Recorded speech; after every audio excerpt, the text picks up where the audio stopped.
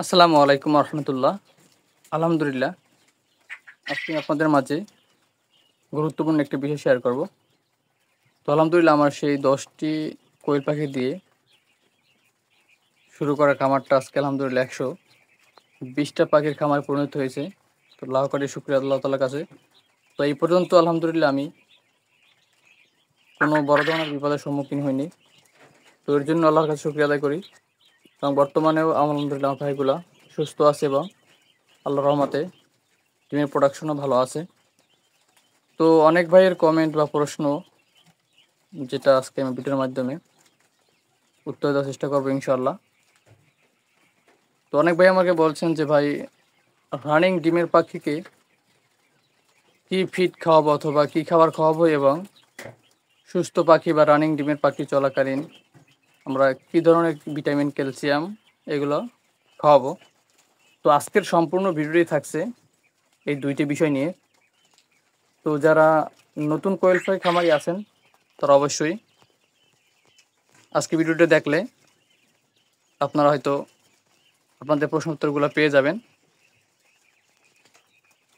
তো যারা নতুন দর্শক আছেন তারা অবশ্যই আমার চ্যানেলটাকে সাবস্ক্রাইব রাখবেন, এবং যারা ইতিমধ্যে সাবস্ক্রাইব করেছেন তাদেরকে অসংখ্য অসংখ্য ধন্যবাদ।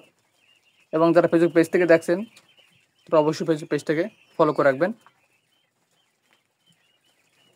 তো মূলত কোয়েল পাখি যখন রানিং ডিমে থাকে, তো এর কোয়েল পাখির কিন্তু একটি আলাদা ফিড আছে, কোয়েল ফিড।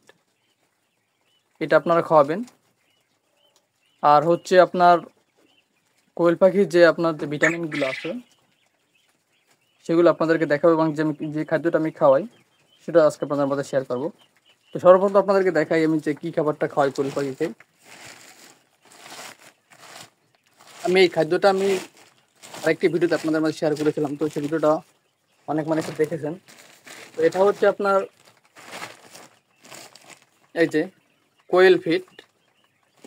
আপনার এখানে কোয়েল পাখি আঁকাই আছে। এটা কিন্তু নারিশ লেয়ার ফিড আর কি। যাই হোক, এটা হচ্ছে আপনার নারিশ কোম্পানির, এই যে দেখতে পাচ্ছেন। তো এটার ভিতরে যে খাদ্যটা একটু আপনাদেরকে দেখাই। আপনার হচ্ছে অনেক সময় দেখা যায় লেয়ার অন, যেটা মুরগির খাবার, সেটা কিন্তু পাখিটা খাওয়ানো যায়। তো সেটা কিন্তু অনেক ভুট্টাটা বড় থাকে, যার কারণে ভালো খায় না।